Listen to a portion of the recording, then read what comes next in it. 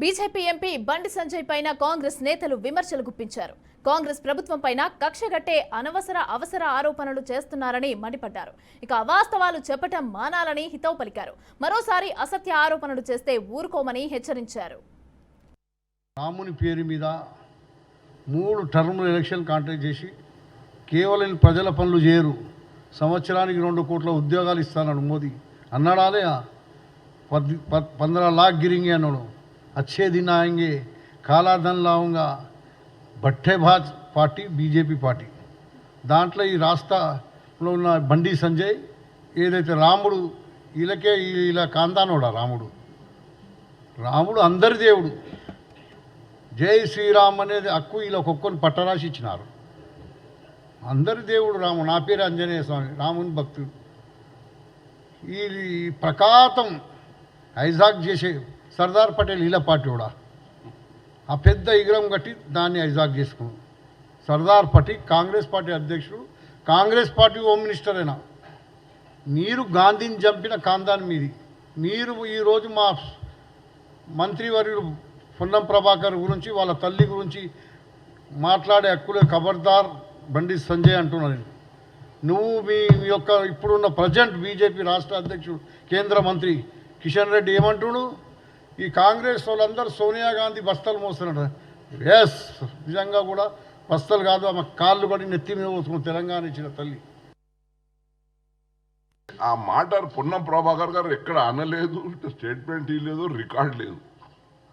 అనని మాటలకు బండి సంజయ్ గారు పుట్టించి మరి పొన్నం ప్రభాకర్ గారు అయోధ్యలో రాముడు పుట్టలేదు అని ఇట్లా చెప్పాడు. మరి వారి తల్లి నిజంగా ఆయన పుట్టాడా ఏదో వాళ్ళ తల్లి విషయం మీద ఆయన ఆత్మ తల్లికి శోభిస్తుందని కూడా చెప్పడం జరిగింది. మరి ఈ విధంగా మా పొన్నం ప్రభాకర్ గారు అనని విషయం రాముని మీద, రాముడు అయోధ్య జన్మించలేని మాట ఎక్కడ మా పొన్నం ప్రభాకర్ గారు అనలేదు. అనని విషయాన్ని కూడా అన్నట్లు చెప్పి వారి తల్లి మీద లేనిపోని అభాండలు వేసి ఆమె లేదు ఆత్మ శోభిస్తుందని చెప్పడము మాకందరికీ బాధాకరం. బండి సంజయ్ గారు ఇటువంటి రాజకీయాలు చేయకండి. మేము ఒకటే కోరుతున్నాం, మీ ప్రెస్ కాన్ఫరెన్స్ ద్వారా మీరు పొన్నం ప్రభాకర్ గారికి మరి వారి కుటుంబానికి వారి తల్లికి బేషరతుగా క్షమాపణ చెప్పాలి అన్నదే మాది ఈరోజు మా డిమాండ్. ఎంపీలు చేయబడి తెలంగాణ వచ్చింది. ఒక కేసీఆర్ చెప్తే తెలంగాణ రాలే, లేకుంటే బీజేపీలు పోరాడితే తెలంగాణ రాలే. తెలంగాణ పోరాటం చేసింది కాంగ్రెసే, ఇచ్చింది కూడా కాంగ్రెసే.